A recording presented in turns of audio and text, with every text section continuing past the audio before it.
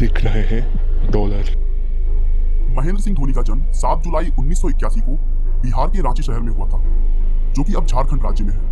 उनके पिता का नाम पान सिंह और मां का नाम देवकी है। वैसे तो धोनी का होम टाउन उत्तराखंड के अल्मोड़ा जिले में लावली नाम के एक गांव में है, लेकिन उनके पिता पान सिंह की जॉब मैकॉन कंपनी में जूनियर मैनेजमेंट ग्रुप में लग गई, जिसकी वजह से उन्हें पूरे परिवार के साथ रांची में शिफ्ट होना पड़ा।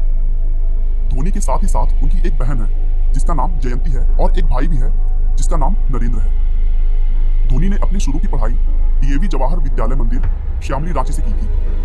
एमएस भले ही आज सफल क्रिकेटर के तौर पर जाने जाते हैं, लेकिन बचपन में उन्हें बैडमिंटन और फुटबॉल का बहुत शौक था और उस समय तक शायद क्रिकेट का उन्होंने कभी कुछ ज्यादा सोचा नहीं था। फुटबॉल की बात करें तो वह इस खेल में इतने अच्छे थे कि छोटी उम्र में ही उन्हें डिस्ट्रिक्ट और क्लब लेवल पर मैचेस खेलना स्टार्ट कर दिया था।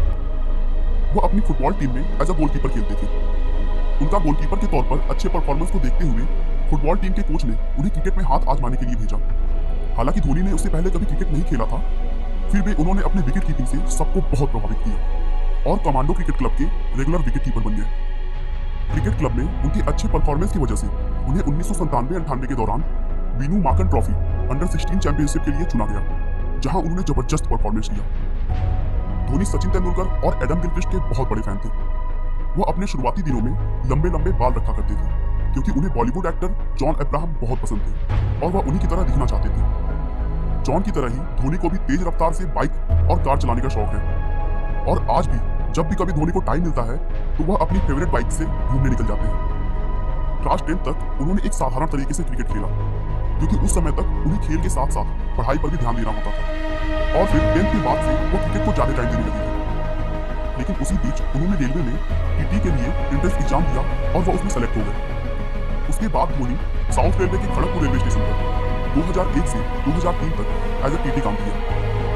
एमएस के साथ काम करने वाले लोग बताते हैं कि वह एक नेक दिल इंसान थे और अपनी जिम्मेदारियों को बखूबी निभाया करते थे।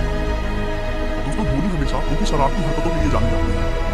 एक बार की बात है, जब धोनी रेलवे के क्वार्टर पर रह रहे थे, तभी वह अपने दोस्त के साथ मिलकर खुद को सफेद कंबल में पूरी तरह ढक लिया और देर रात तक अपनी कॉलोनी में घूमते रहे।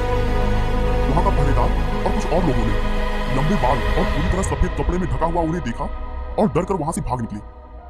लोगों को यहाँ तक यकीन हो गया था कि कॉलोनी में कोई भूत घूम रहा है।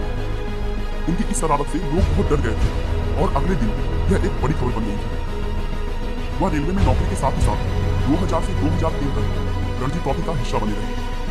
धीरे धीरे क्रिकेट की तरफ उनका पागलपन इतना बढ़ गया कि उनका काम से मन हटने लगा और उन्होंने क्रिकेट में पूरी तरह से अपना कैरियर बनाने का सोचा। अब बहुत सारे लोगों के मन में यह सवाल होता है कि वह नेशनल क्रिकेट टीम में कैसे सिलेक्ट हुए। तो दोस्तों, बता दूं कि बीसीसीआई की एक टीम होती है जो छोटे शहरों से सबसे अच्छे टैलेंट्स को खोजने का काम करती है और उसी टीम में से प्रकाश पोलार्ड की नजर धोनी के अद्भुत खेल पर पड़ी और उन्होंने धोनी को नेशनल लेवल पर खेलने के लिए सेलेक्ट कर लिया। इसको बता दूं कि प्रकाश पोलार्ड बंगाल के प्रो कप्तान थे। एमएस धोनी को सबसे बड़ी कामयाबी तब मिली जब 2003 में उन्हें इंडिया ए टीम के लिए चुना गया और वो ट्राई सीरीज खेलने के लिए केन्या गए, जहां पाकिस्तान की टीम आई थी। इस सीरीज में उन्होंने शानदार प्रदर्शन किया, जिसमें पाकिस्तान के 223 रनों का पीछा करते हुए उस मैच में उन्होंने अर्धशतक बनाया और भारतीय टीम मैच जीतने में हेल्प की। अपने परफॉर्मेंस को और मजबूत करते हुए धोनी ने इसी टूर्नामेंट में 120 और 119 रन बनाकर 2 शतक पूरे किए। यहाँ पर धोनी ने 7 मैचों में 362 रन बनाए। तभी धोनी की शानदार परफॉर्मेंस पर उस समय के कैप्टन सौरभ गांगुली का जाना और साथ ही साथ भारत ए टीम के कोच संदीप पाटिल ने विकेट कीपर और बल्लेबाज के तौर पर भारतीय क्रिकेट में जगह के लिए धोनी की सिफारिश की। भारतीय क्रिकेट में उस समय वार्षिक पटेल और दिनेश कार्तिक जैसे विकेट कीपर का ऑप्शन था और ये दोनों एक अंडर 19 के कैप्टन भी रह चुके थे। लेकिन धोनी ने तब तक अपने खेल के दम पर एक अद्भुत पहचान भारत ए टीम में बना ली थी। इसी वजह से उन्हें 2004-05 में बांग्लादेश दौरे के लिए वनडे टीम में चुन लिया गया।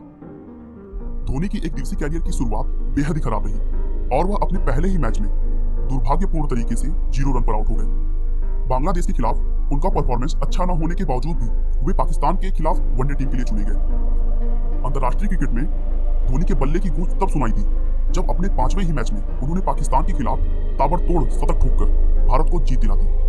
उस मैच में धोनी ने 123 गेंदों पर शानदार 148 रनों की पारी खेली थी। यह किसी भी विकेट कीपर बैट्समैन के तौर पर हाईएस्ट स्कोर था। उसके बाद भी उन्होंने अपना शानदार परफॉर्मेंस जारी रखा और टीम में अपनी मजबूत जगह बना ली।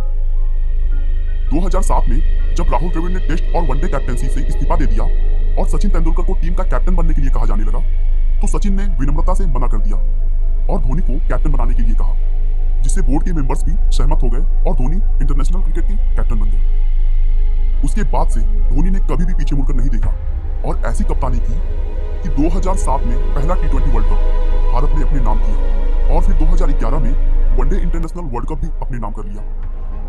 दोस्तों, भारतीय टीम को एक अच्छा कैप्टन के तौर पर कपिल देव, अजरुद्दीन और गांगुली के बाद अगर कोई मिला वो थे महेंद्र सिंह धोनी।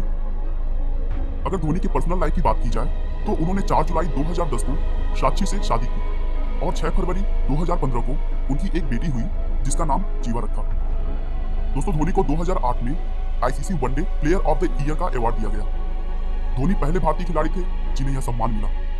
इसके अलावा धोनी को राजीव गांधी खेल रत्न पुरस्कार से भी सम्मानित किया गया। दोस्तों, उनकी कप्तानी में भारत ने 28 साल बाद एक दिवसीय क्रिकेट विश्व कप में दोबारा जीत हासिल की। दोस्तों, 30 दिसंबर 2014 को उन्होंने टेस्ट क्रिकेट से रिटायरमेंट का फैसला किया था।